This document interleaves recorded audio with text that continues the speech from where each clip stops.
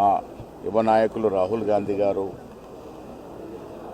Attend చేస్తున్న సందర్భం మధ్యాహ్నం వారు శంషాబాద్ చేరుకొని అక్కడి నుంచి నేరుగా హెచ్ఐసి నోవోటెల్కి వస్తారు.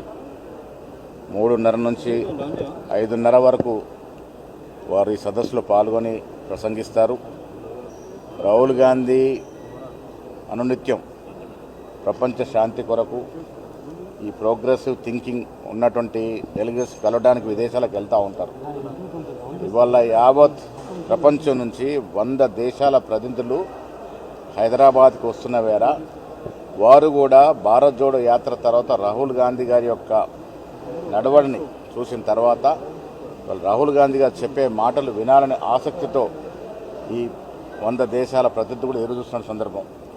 సో వారి రాక మాకు ఉత్సాహాన్ని ఇస్తూ ఉంది.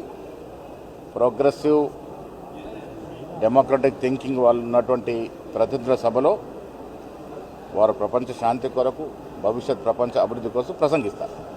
Thank you.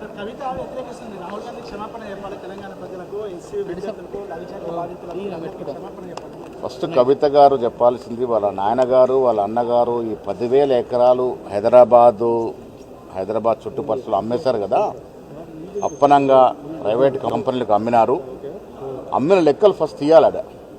నిజంగా ఆవిడకి చిత్తశుద్ధి ఉండి ఆ లెక్కలన్నీ తీస్తే బాగుంటుంది.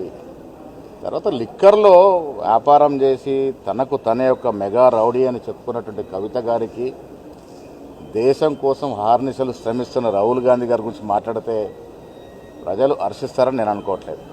Thank you.